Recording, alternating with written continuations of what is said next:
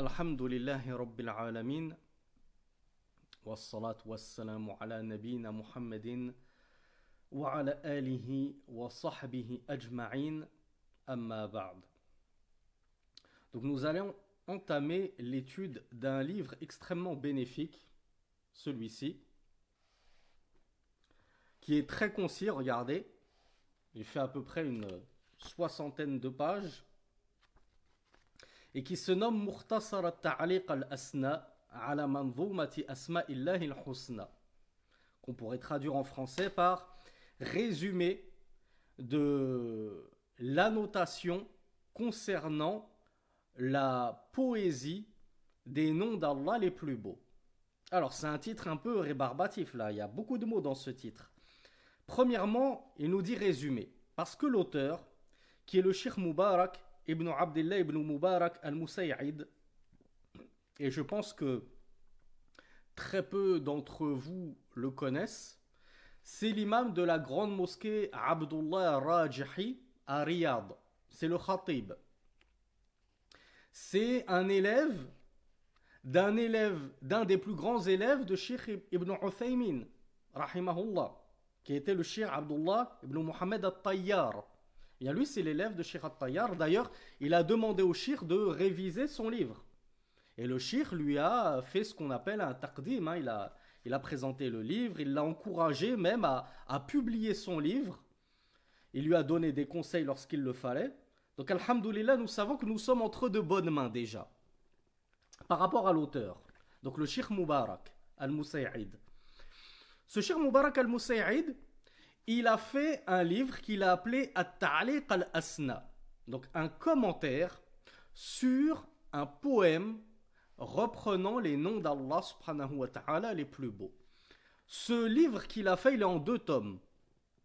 Et il a eu la bonne idée, et d'ailleurs c'est le Cheikh At-Tayyar qui l'a enjoint à faire cela. Lorsque le Cheikh Mubarak a voulu en marge, en annotation de son livre de base originel, résumer son livre, le Cheikh At-Tayyar lui a dit non, ne le fais pas dans la marge, mais plutôt fais-en une épître dédiée individuelle. Donc le Cheikh, Allahumma barik, il a eu la judicieuse idée, en même temps que le livre, il a fourni ce livret. Donc lorsque vous achetez son livre original en 2 tomes, vous avez en plus ce petit livret qui est le résumé de son livre. C'est une super idée ce genre de choses.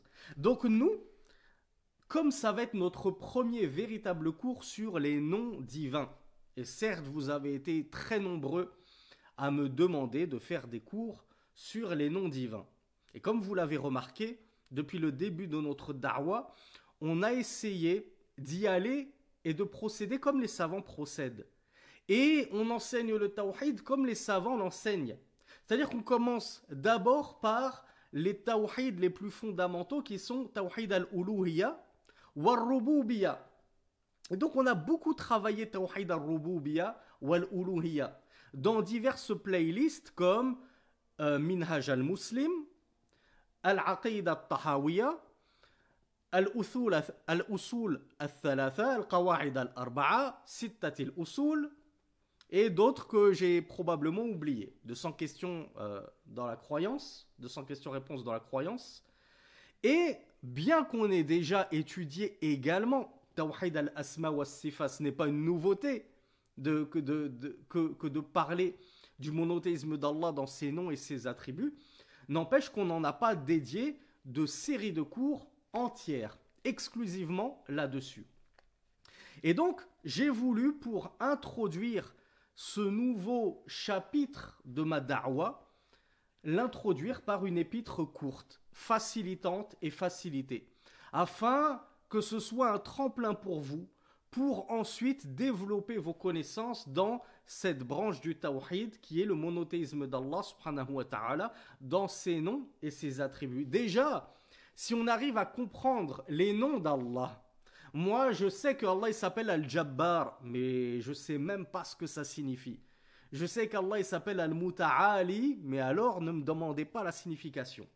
Eh bien, sachez que dans cette épître-là, on va y aller de manière succincte et concise, comme l'auteur l'a fait.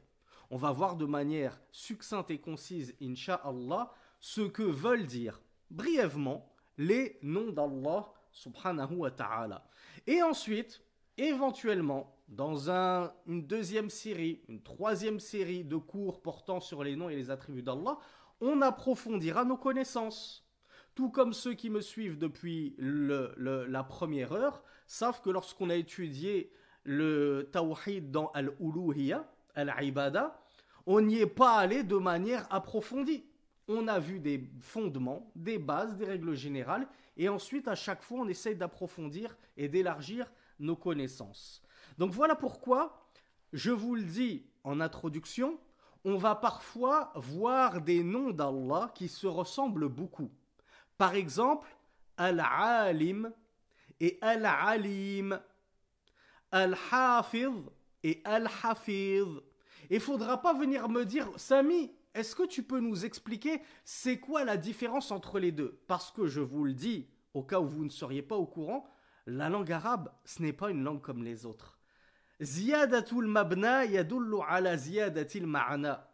Les savants nous disent que ou ziyadatul bina yadullu ala ou tadullu ala ziyadatil ma'ana. Le fait qu'il y ait un ajout dans la construction du mot et notamment dans le nombre de lettres, ça traduit indubitablement un nouveau sens au mot. Ça confère une particularité au mot qui va le différencier même légèrement, même subtilement, de son homologue qui lui ressemble quasiment trait pour trait, si ce n'est à une lettre près, par exemple. Eh bien, vous voyez Al-Hafiz et Al-Hafiz. On se dit, en français, on le traduirait de la même façon. En arabe, il y a une subtilité entre les deux.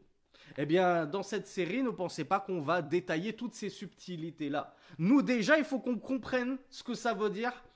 Hafiz, Hafiz, Alim, Alim. Et ensuite, Inch'Allah, si Allah nous prête vie, et qu'on est toujours là, et que vous êtes toujours là pour développer ces sujets-là, on pourra s'atteler aux subtilités entre ces noms d'Allah subhanahu wa ta'ala. Donc je reviens au shir et à son livre. Donc là, on fait le résumé, le concis d'un livre qu'il a écrit, donc d'un commentaire, d'une annotation qu'il a écrite concernant, on a dit, un poème. Savez-vous qui a écrit le poème?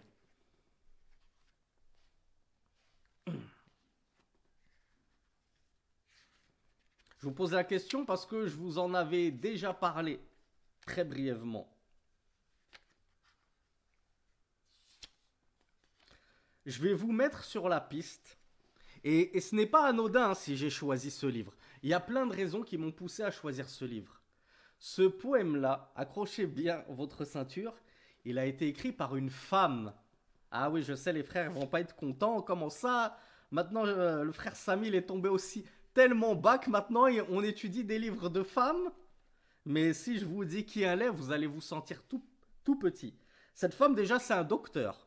Un docteur en charia. C'est pas n'importe qui. Elle s'appelle Al-Kouari. Sheikha Al-Kouari. Et si je pouvais vous montrer des livres qu'elle a écrits et que j'ai à la maison, dont elle a fait le tahqiq ou le jam', c'est une femme qui est capable d'écrire des dizaines de tomes dans le fiqh, par exemple. Et elle a écrit également dans la aqidah. Alors non, ce n'est pas du tout la fille de Sheikh Al-Albani, rahmatullahi alayhi.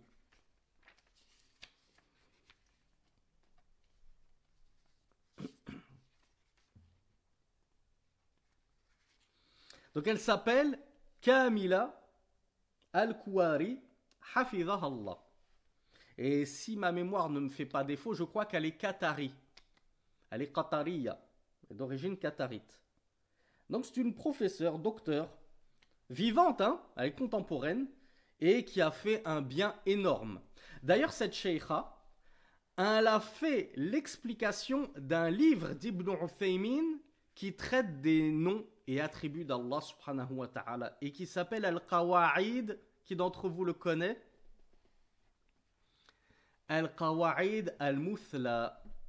Cheikh Ibn Uthaymin, il a fait un matn, un livre de base qu'il a appelé Al-Qawa'id al-Muthla. On pourrait le traduire par les les fondements les plus exemplaires, les plus illustres, ou les règles les plus illustres.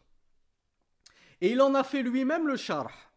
Il a fait ensuite lui-même l'explication de son livre qu'il a fait. Tout comme il nous a fait Al-Usul min ilmi al-Usul. Et il en a fait lui-même le sharh.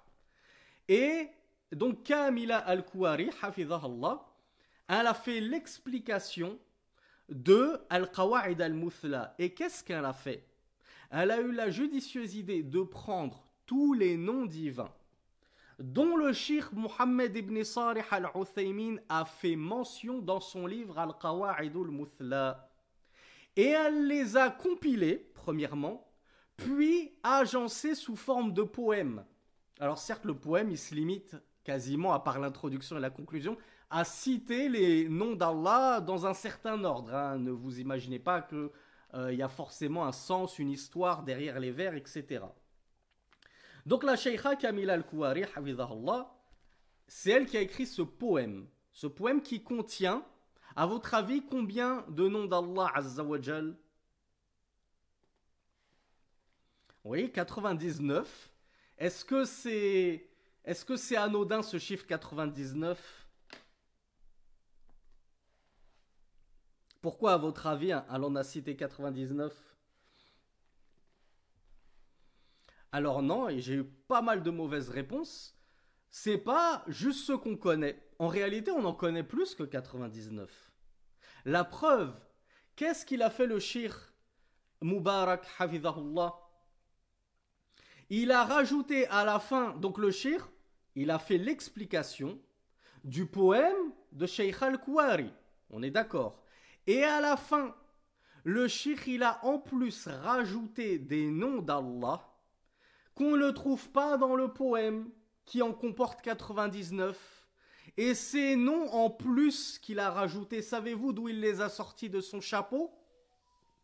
Il ne se trouve pas dans Al-Qawa'id al-Muthla d'Ibn Uthaymin, il les a pris des propos du Cheikh Ibn Baz, rahimahullah. Donc pour vous dire à quel point ça ne sort vraiment pas de nulle part. C'est vraiment du solide, ce qu'on va voir dans cette série de cours, Inch'Allah. Et c'est pour ça que ce livre, il est super intéressant.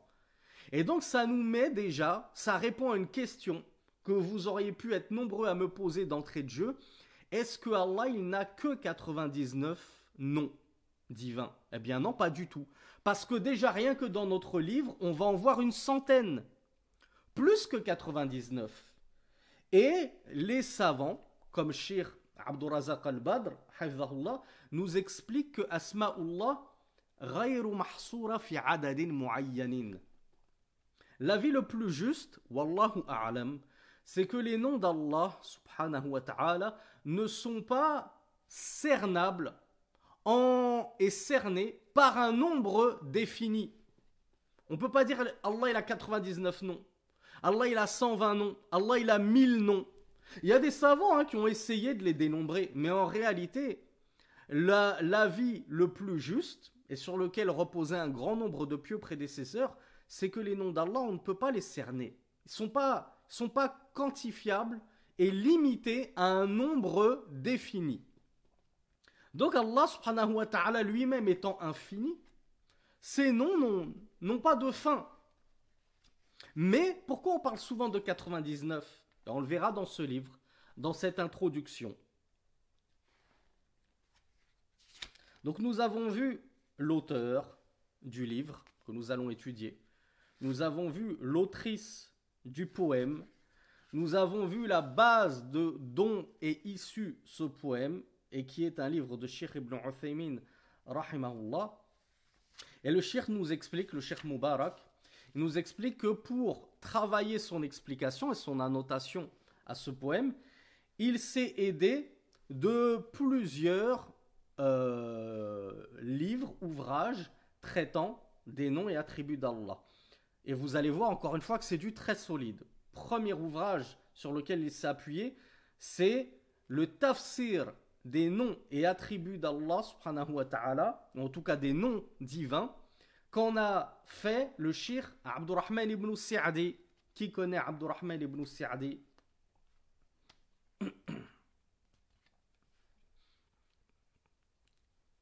lui-même, c'était le shir principal d'Ibn Uthaymin.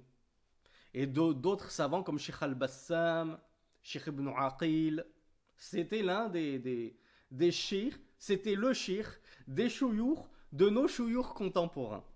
Une grande pointure, qui a écrit justement Tafsir et d'autres livres comme Minhaj al-Salikin et ainsi de suite.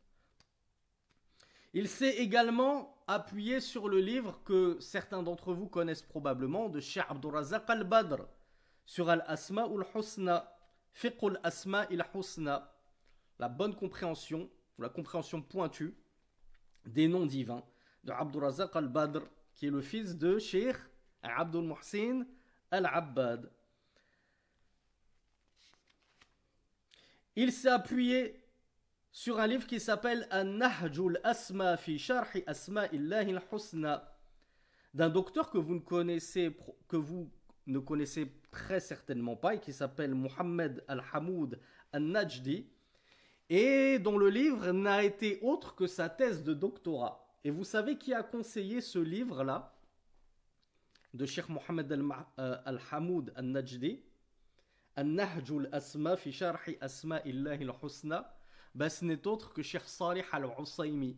Quand on a demandé au grand savant Cheikh Salih al-Usaymi quel livre vous nous conseillez pour Al-Asma al-Husna, les noms divins, il a dit ce livre-là, An-Nahjul Asma. Donc regardez un petit peu à quel point notre résumé, il puise dans des références les plus bénéfiques qui soient. Et le shir nous explique pourquoi il a choisi ces livres-là pour baser son explication. Il a dit car dans ces livres-là, il y a de nombreuses références aux montagnes de sciences de notre Ummah, de notre communauté, comme Ibn Jarir al-Tabari, auteur du tafsir le plus connu, de l'exégèse la plus connue, des références à Shaykh al-Islam Ibn Taymiyyah, à son élève Tilmidh al-Barr Ibn al-Qayyim, à Ibn Kathir, le grand exégète que vous connaissez tous, à Ibn Sa'di et d'autres. Donc en fait, en étudiant ce Mukhtasar, ce résumé, ce livre-là, on sait qu'on ne puise pas notre science n'importe où. On sait qu'on est en train de la puiser des grandes références passées et contemporaines de notre communauté. Alhamdulillah. Donc, en guise d'introduction, je rappelle, j'avais dit que les cours allaient durer entre 45 minutes et 1 heure. Je pense que j'ai voulu la jouer prudent, parce qu'à chaque fois que je vous donne un horaire, je dépasse. Mais je pense que les cours dureront très certainement 1 heure à chaque fois. Et croyez-moi que ce n'est pas de peu. Ce n'est pas de peu de consacrer 10 heures, si ce n'est plus, à l'étude concise des noms d'Allah subhanahu wa ta'ala. Parce que normalement, on pourrait y consacrer bien davantage. En guise d'introduction, aujourd'hui, donc on est en plein dans l'introduction, hein, on va terminer ce cours toujours sur de l'introduction. Demain, on va voir une deuxième introduction et ensuite on va rentrer bi'idhnillah dans le vif du sujet. Donc en guise d'introduction, l'auteur nous rapporte une parole de l'imam Ibn Qayyim al-Jawziyah qui était l'élève principal d'Ibn Taymiyyah. Il a dit rahimahullah masakin ahli dunya kharaju minha wa ma dhaqu atyab ma fiha qila wa ma atyab ma fiha qala ma'rifatullah wa mahabbatihi wal uns bi qurbihi wash-shawq ila liqa'ihi. Donc le cheikh Ibn Qayyim al-Jawziyah a dit les pauvres de ce bas monde. À votre avis, qui sont les pauvres de ce bas monde? Si on vous demandait c'est qui le grand meskin, le grand perdant de cette dunya, c'est qui? Regardez ce que nous a dit. Alors vous me dites kafir, tout ça c'est évident. Mais regardez par rapport à nous. Il se peut que nous aussi nous fassions partie des pauvres de ce bas monde. Pourquoi? Imam Ibn Qayyim, il nous dit les pauvres de ce bas monde sont sortis de ce bas monde tandis qu'ils n'ont pas goûté à ce qu'il y avait de plus raffiné, de plus savoureux dans ce bas monde. Et c'est vrai. Qui est plus pauvre que celui qui a quitté cette dunya sans avoir pu se délecter de ce que cette dunya contenait de meilleur, de plus raffiné, de plus délicieux. Et à votre avis, qu'est-ce qu'il y a de plus raffiné et délicieux dans cette dunya? Les femmes, le parfum, les chicken sauce samouraï, allez-y, les voitures de sport. Ah, je vois qu'il y en a qui aiment Allah. Je vois qu'il y en a qui aiment la science, qui aiment la foi. Allahumma barik, Allah vous rajoute en science et en foi. Eh bien, on a posé la question à l'imam Ibn al-Qayyim quand il a dit ça.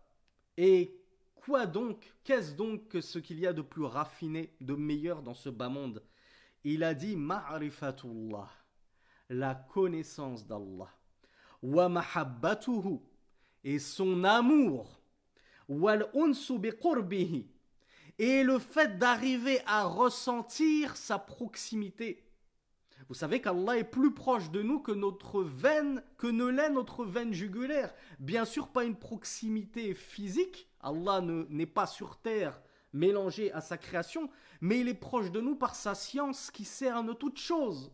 Lorsque tu ressens cette proximité d'Allah, que tu sens véritablement en étudiant ses noms et attributs, qu'il est tellement proche de toi qu'aucune parole que tu prononcerais ne lui échappe, qu'aucun agissement de ta part ne lui est étranger, eh bien, tu te mettras véritablement à aimer Allah comme il mérite d'être aimé, à craindre Allah comme il mérite d'être craint, et espérer en Allah comme il mérite d'être espéré, comme il est digne d'être espéré, et tu te mettras à connaître Allah comme il convient de le connaître véritablement. وَالشَّوْقُ إِلَى لِقَائِهِ. Et quelle est enfin la dernière chose? Il nous a dit, et le désir, le vif désir de sa rencontre. Lorsque tu connais bien Allah correctement, tu n'as plus qu'une hâte, c'est qu'il te reprenne à lui, dans le meilleur des états, bien entendu. On ne va pas souhaiter la mort alors qu'on est en plein noyé dans les péchés, qu'on n'a toujours pas fait taouba, etc. Donc on a hâte d'atteindre le paroxysme de notre foi, l'apogée de notre religiosité, et qu'Allah nous reprenne dans cet état-là, afin d'accourir à sa rencontre.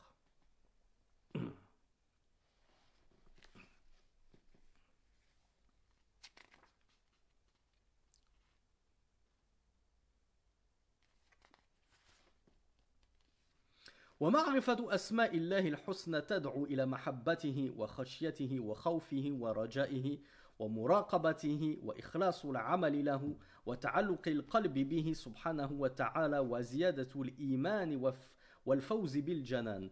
Et donc le cheikh de commenter ces propos de l'imam Ibn Qayyim al-Jawziyya en nous disant que la connaissance des noms d'Allah les plus beaux, elle va pousser justement et elle va permettre de développer notre amour pour lui, subhanahu wa ta'ala, notre crainte pour lui, notre espoir envers lui. Wal muraqaba. Qui d'entre vous sait ce que signifie le muraqaba? C'est un mot un peu difficile mais qui est important dans la science de tazkiyatun nafs, la purification de l'âme. Alors bravo Altaïr. Le muraqaba, revenez à la racine raqaba yuraqibu. C'est le fait de surveiller, de vérifier, de checker. Et donc c'est un peu l'introspection. N'hésitez pas à l'écrire. Muraqaba, l'introspection. J'introspecte ma propre âme. Je check l'état de ma foi, l'état de mon cœur, l'état de mon âme. Est-ce que je suis sur la bonne direction ou je suis sur une pente glissante? Al-muraqaba avec un qaf, effectivement. Wa ikhlasul amali lahu. Lorsque j'aurai connu convenablement et compris convenablement les noms et attributs d'Allah, eh bien, je vais être au maximum de mon ikhlas. Je ne pourrai plus œuvrer pour un autre qu'Allah. Qui d'entre vous ne connaît pas ce que veut dire ikhlas? Parce que normalement, à ce stade de nos séries de cours, la plupart de mes élèves, normalement, je l'espère, connaissent tous ce que ça veut dire. On en parle à chaque séminaire, mais comme on a de nouveaux élèves à chaque fois, alhamdoulilah, on va sûrement avoir de mauvaises réponses.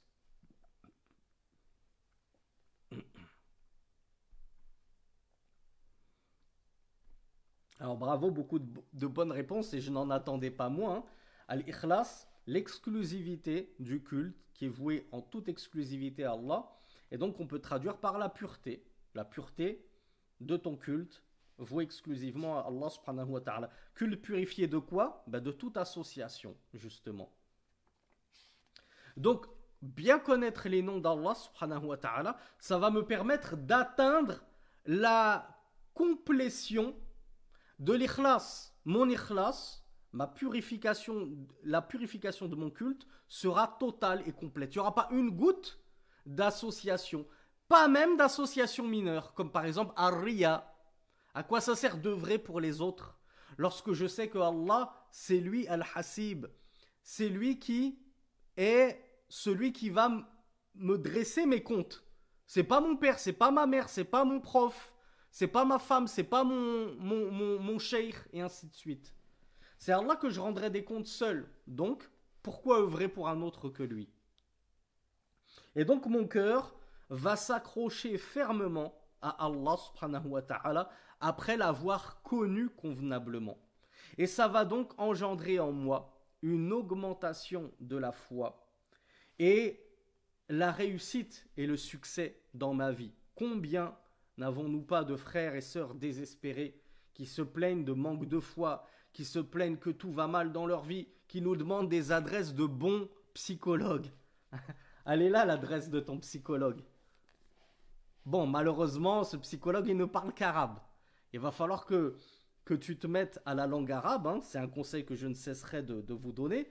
Mais alhamdoulilah, regardez comme Allah Azzawajal vous facilite en mettant sur votre chemin des étudiants en sciences qui vous mâchent le travail, qui vous partagent la science des savants en français, dans votre langue, même gratuitement.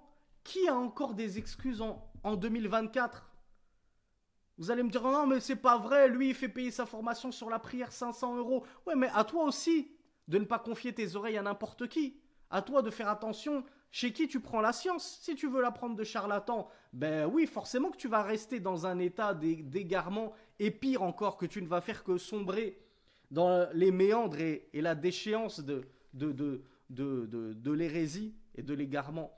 Mais alhamdoulilah, Allah, malgré tout, a facilité à cette umma, dans quasiment tous les pays, en Afrique, dans les pays Malaisie, Indonésie, alhamdoulilah, il y a toujours des gens de Ahlus Sunnah wal Jama'a qui transmettent la science authentique à leur peuple sans rien attendre en retour. Qui a encore une excuse aujourd'hui pour ne pas purifier son cœur, pour ne pas booster sa foi, pour arrêter de jeter 60 € chez sa psy? Parce que oui, hein, pour suivre des cours, personne n'a d'argent.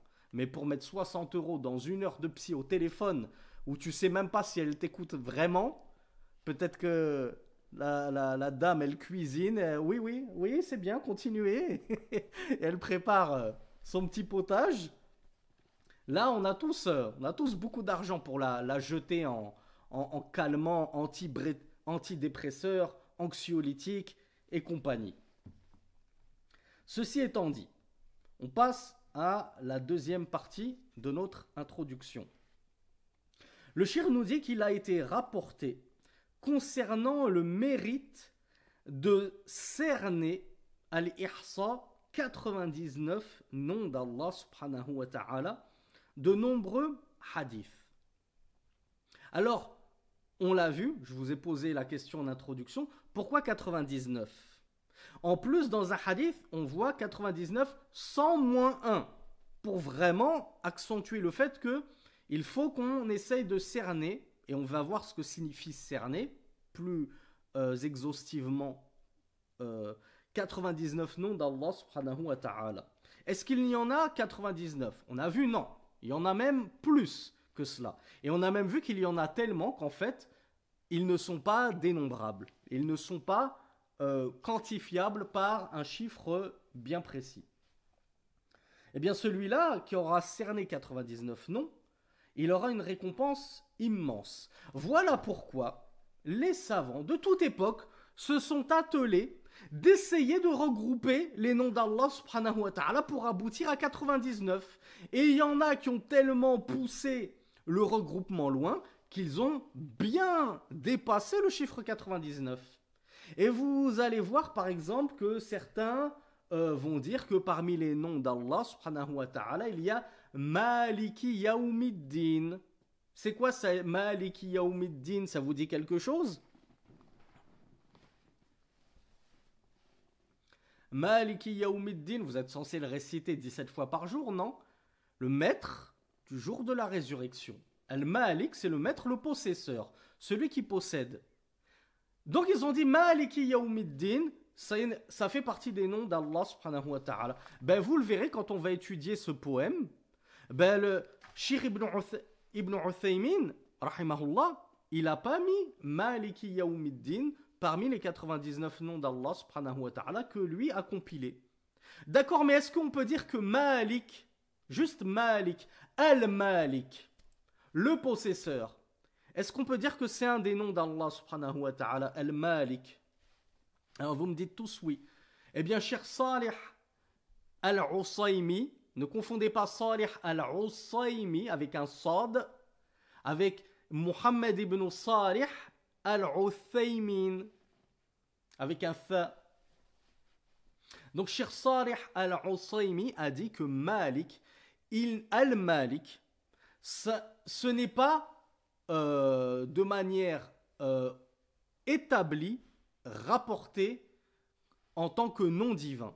On ne peut pas, de manière péremptoire, affirmer que ça fait partie des noms divins, car il n'y a aucun... Déjà, est-ce que c'est dans le Coran Al-Malik? Est-ce que Allah, quand parfois il parle de lui, il dit Al-Malik? Allah, il dit Allah, Ar-Rahman, Ar-Rahim, etc. Est-ce qu'il a déjà dit Allah Al-Malik? Non. Ça, vous ne le trouverez pas dans le Coran. D'accord? Mais nous, notre source, c'est pas que le Coran, c'est aussi la Sunna. Eh bien, est-ce qu'on le trouve dans la Sunna authentique? Non, même pas. Donc voilà pourquoi Ibn Uthaymin, très certainement, ne l'a pas intégré dans son livre Al-Qawa'id Al-Muthla. Et voilà pourquoi Cheikh Salih Al-Usaymin nous dit ça ne fait pas partie des noms divins. Donc vous voyez, il y a un débat entre les savants. Qu'est-ce qui fait partie des noms divins ou pas? Il y en a qui vont en compiler 99, il y en a qui vont en compiler plus d'une centaine, parce qu'ils vont faire rentrer des noms sur lesquels d'autres vont dire ah non, nous on ne l'a pas établi authentiquement ce nom-là. Donc ça, c'était juste pour vous donner un exemple par rapport à Al-Malik. Et on verra par contre qu'il y a Al-Malik, le roi, et Al-Malik, le très possesseur. Donc, par rapport à ces 99 noms qu'il convient de cerner, et comme on le voit, on ne sait pas lesquels ils sont. Est-ce que vous pensez qu'il y a un hadith authentique dans lequel les 99 noms qu'on est censé cerner et apprendre ont été rapportés? Ben non. Il n'y a pas de hadith authentique qui nous donne ces 99 noms. Voilà pourquoi les savants ont divergé. Et à votre avis, quelle est la sagesse de cela?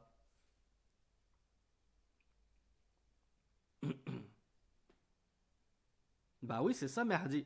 La sagesse, c'est d'essayer d'en apprendre le maximum, de tout connaître d'Allah subhanahu wa ta'ala, d'étudier, étudier.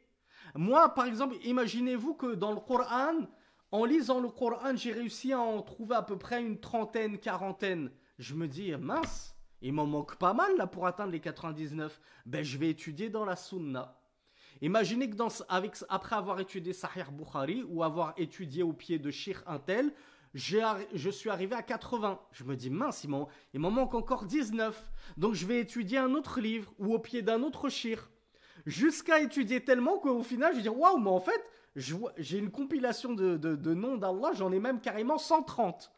Donc maintenant, reste à essayer de trouver lesquels sont les plus authentiques.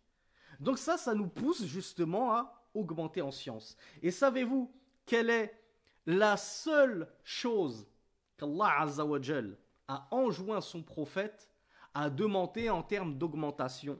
Est-ce qu'Allah a enjoint son prophète à demander à avoir une augmentation de ressources, à avoir plus de femmes, plus d'enfants, plus de force physique, plus de beauté, plus de fidèles? c'est la science.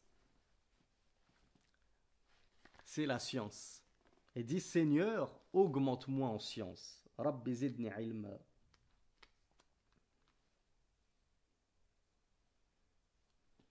Donc, dans l'authentique de Muslim et l'authentique d'Al-Bukhari, d'après la narration d'Abu Hurayra, radiyallahu anhu, le prophète sallallahu alayhi wa sallam a dit Inna lillahi tis'atan wa tis'ina isman mi'atan illa wahidan man ahsaha dakhala al-jannah.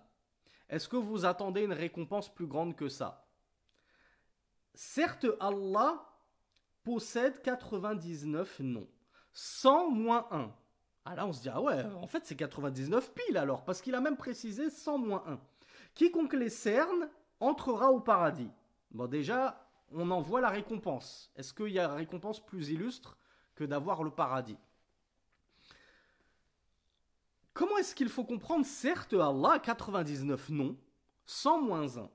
Regardez comment l'a brillamment expliqué le cheikh Abdurrazaq al-Badr. C'est pas dans le livre, c'est moi de temps en temps je me permets quand même de vous rapporter des anecdotes de mon propre chef et de mes propres pérégrinations littéraires.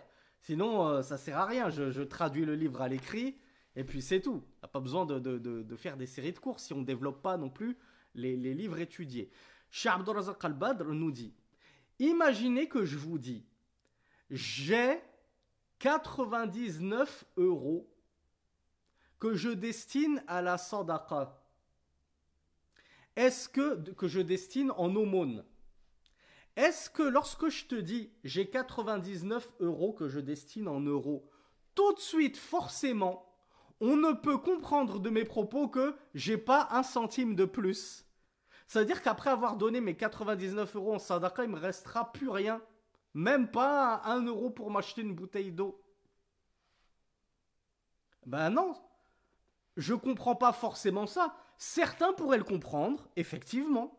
Mais c'est pas non plus la seule compréhension possible. Et il y en a plein qui vont dire, ben non, je comprends que, voilà, j'ai 99 € que je destine à l'aumône, ben moi j'en comprends que t'as beaucoup plus et que sur toute cette somme d'argent, t'en as extrait 99 que tu vas donner en aumône. Ben imaginez que c'est pareil pour Allah. Allah a beaucoup plus de noms, énormément. Et sur tous ces noms, celui qui va arriver à en cerner 99, il entrera au paradis. Est-ce que là c'est clair pour les 99? Maintenant, il faut qu'on voit qu'est-ce que ça signifie cerner. Alors, qu'est-ce que vous avez déjà entendu? Qu'est-ce que vous comprenez de les cerner?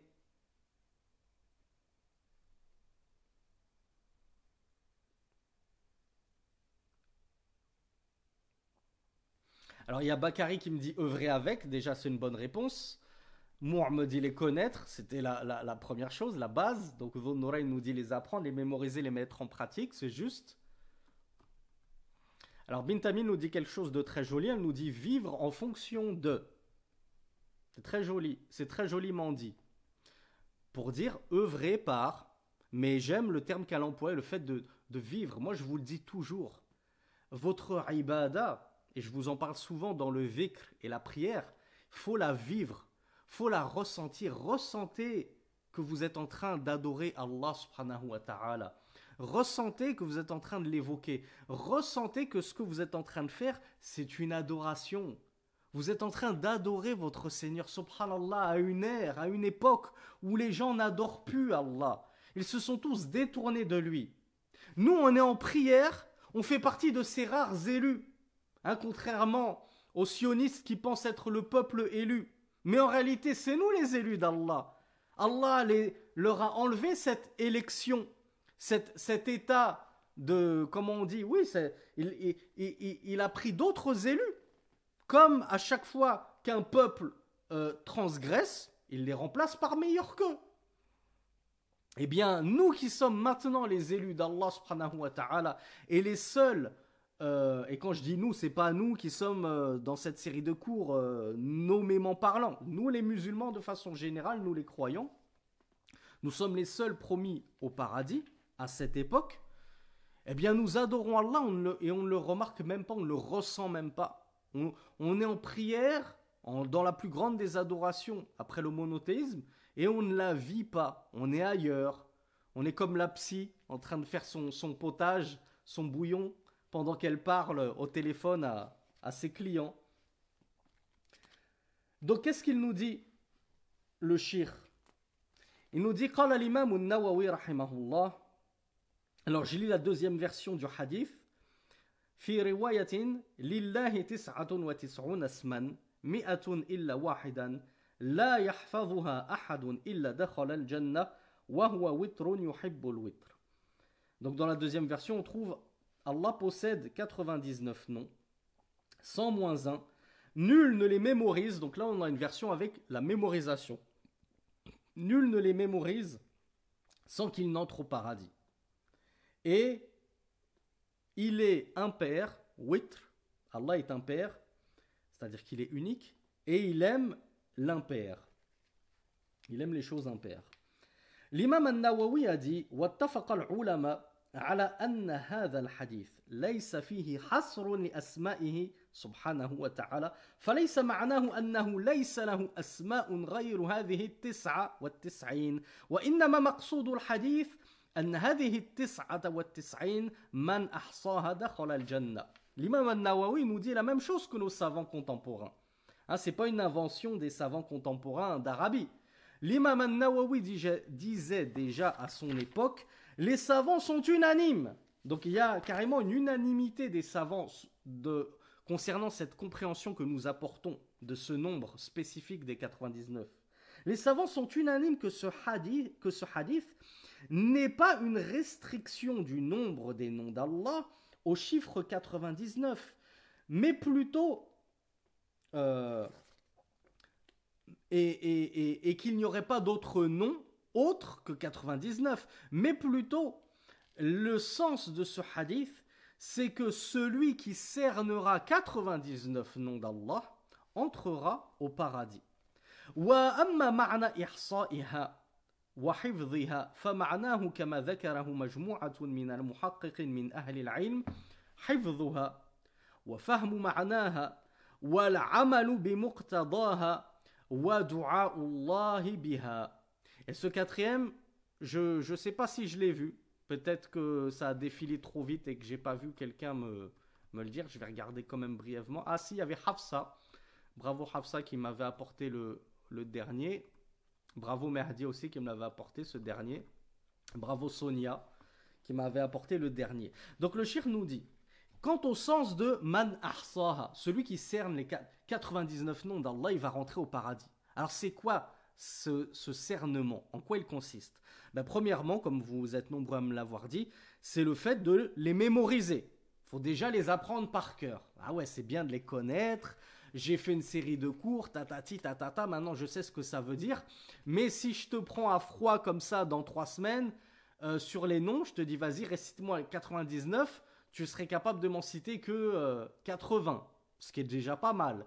Mais si tu veux rentrer au paradis, c'est pas une condition, hein. Ça veut pas dire que celui qui en a pas appris 99, il va jamais rentrer au paradis. Mais c'est un sabab, une cause. Si tu les as mémorisés, avec le reste de ce que l'on va voir, Inch'Allah, tu rentreras au paradis. Donc déjà, mémoriser ces 99 noms d'Allah subhanahu wa ta'ala. Ensuite, fahmu ma'anaha, faut les comprendre. Ah bah oui, je vous le dis toujours, c'est comme pour Al-Fatiha, c'est comme pour les doigts, c'est comme pour tout dans notre religion. Je lis quelque chose, je récite le Coran, je ne le comprends même pas. Quelle est la saveur? Quel est l'intérêt?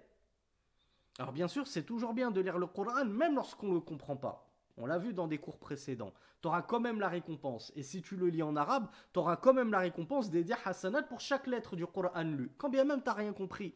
Mais, et la saveur dans tout ça? Imaginez-vous une personne qui a été privée du goût. Elle sort du Covid, qu'Allah nous en préserve. Elle a été privée du goût. Et sa famille, pour l'Aïd, elle l'emmène dans un restaurant 5 étoiles, chez le plus grand restaurant du monde. Et elle le gâte, elle lui ramène une entrée de fou qu'on n'a jamais vue. Et le plat de résistance, un truc de malade. Et le dessert à la Cédric, gros lait. Et la personne, elle mange un plat, un repas à 700 euros, 1000 euros, et elle n'a rien savouré du tout. N'est-ce pas du gâchis? Eh bien, quel gâchis plus grand que de lire le Coran sans même le comprendre. De prier, même en récitant juste Al-Fatiha, sans même la comprendre. D'invoquer Allah par le biais de ses plus beaux noms, sans même les comprendre. Donc je les mémorise et je m'efforce de les comprendre. Et bien sûr, la clé principale pour ouvrir cette porte de la compréhension, ce sera toujours la langue arabe. Oui, je vous ai dit, Allah Azza wa Jal vous a mis quelques routes de secours, que sont les étudiants en sciences francophones et dans d'autres pays anglophones, pour les turcophones, etc. Mais ça ne restera jamais que des routes de secours. À vous de faire l'effort au quotidien d'apprendre la langue arabe pour vous passer de ces routes de secours et rouler en Lamborghini. La Lamborghini, c'est quoi? C'est les savants. Là, lorsque vous pourrez prendre la science directement des savants, vous passerez de votre Fiat 500 hybride à une Lamborghini. Et vous verrez la différence. Donc là, on a vu deux conditions. Mémoriser, comprendre. Ensuite, al-amalu bi muqtadaha. Ensuite, c'est bien, je les ai mémorisés, je les ai même compris. Mais imagine qu'après avoir mémorisé et compris tous les noms d'Allah, tu commences dans ton quotidien à œuvrer par ce qui s'oppose à cela. Tu vas te mettre à porter une main de Fatma, ou l'œil bleu là, le nizar, hein, c'est comme ça que ça s'appelle le nizar, ou un trèfle à 4 feuilles, ou tu vois un chat noir, tu commences à paniquer, ah j'ai peur, il va m'arriver malheur, tu vois une échelle, t'oses pas passer en dessous. Mais elle est où ta pseudo-compréhension des noms d'Allah subhanahu wa ta'ala? D'où te viennent toutes ces superstitions qui contredisent frontalement la saine compréhension des noms d'Allah? Donc tu es censé normalement, lorsque tu les as mémorisés et compris, œuvrer parfaitement, en corrélation avec ces noms divins dans ta vie de tous les jours. Et enfin, la dernière étape, c'est d'invoquer Allah par le biais de ces noms. Et comme le disent les savants, qui plus est, lorsque tu essayes d'invoquer Allah subhanahu wa ta'ala par un nom qui a trait avec le besoin que tu quémandes auprès de lui. Tu as besoin qu'Allah Azza wa Jal t'enrichisse parce que tu es pauvre. N'hésite pas à l'invoquer par... Alors par quoi je pourrais l'invoquer? Allah subhanahu wa ta'ala. Alors oui, Merdi, bravo. Bravo, bravo. Vous m'avez dit Al-Ghani, le riche. Vous m'avez dit Al-Wahhab, le grand donateur.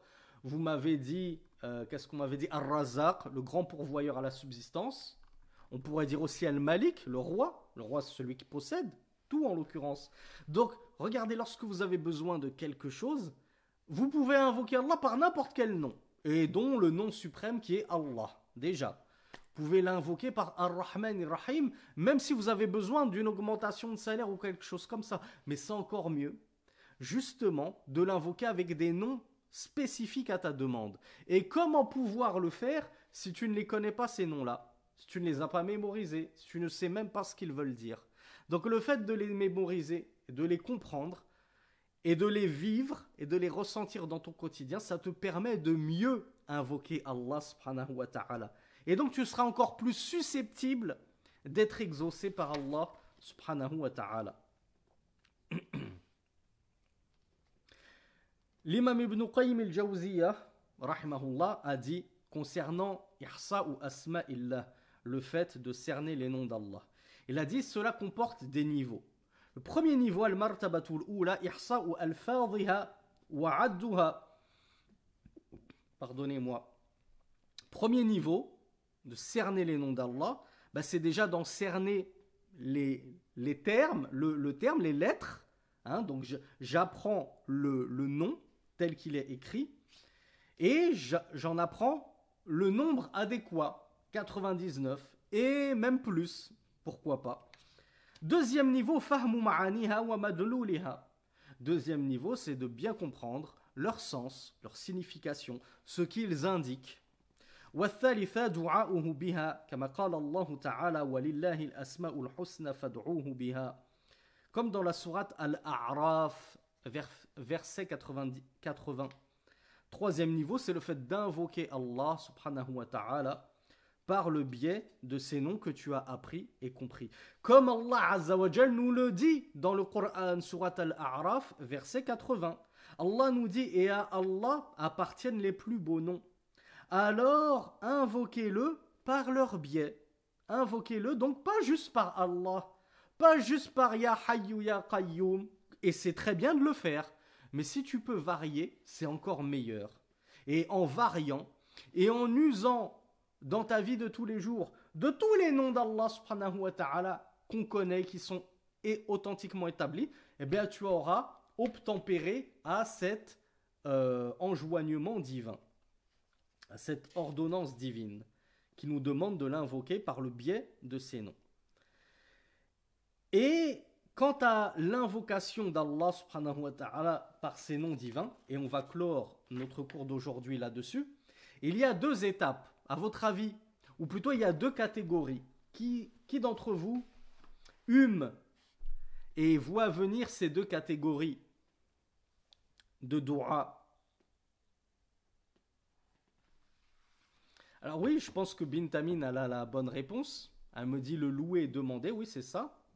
Bravo Bakari, c'est ça. L'imam Ibn Qayyim al-Jawziyya nous dit Ahaduha du'a thana'i wa ibada wa thaniya du'a talabin wa mas'ala. Donc la première catégorie de dua, c'est pas des du'a de besoin parce que tu as besoin de quelque chose, c'est une du'a d'éloge où je fais les éloges d'Allah. Ya Rahim, Ya Rahman, Anta al-awwal wal-akhir. Tu es le premier et le dernier, oh toi le tout miséricordieux. Je suis en train d'éloger Allah et c'est une ibada de faire les éloges d'Allah, de faire dhikrullah, son évocation. Donc là c'est une dua que je fais mais purement pour adorer Allah subhanahu wa ta'ala. Je ne demande rien à la suite. Et deuxième type de dua, d'invocation, ben c'est la dua de talab, de mas'ala. C'est une dua de besoin. Là, je demande à Allah. Et donc, oui, je vais placer quelques noms. Ya Rani, ô toi le riche. Aghnini min al-faqr. Enrichis-moi et dispense-moi de la pauvreté. Comment on dit en français plus correct?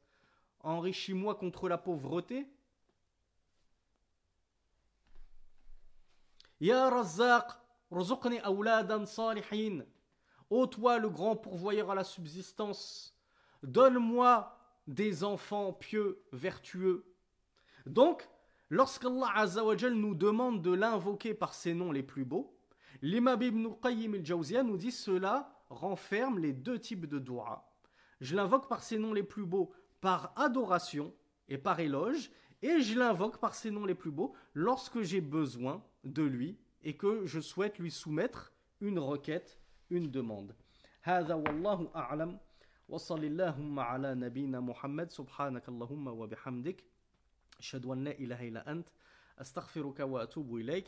Et je vous donne rendez-vous Inch'Allah demain pour la suite de cette introduction. Alors je ne vous l'avais pas dit, on réserve Inch'Allah les questions en fin de semaine à chaque fois, donc vendredi. Si vous avez des questions par rapport au cours que j'ai fait durant toute la semaine, vous les notez et puis vous me les soumettrez Inch'Allah vendredi soir après le cours pour qu'on essaye de les traiter. Jazakumullahu khayran, wassalamu alaikum wa rahmatullahi wa barakatuh.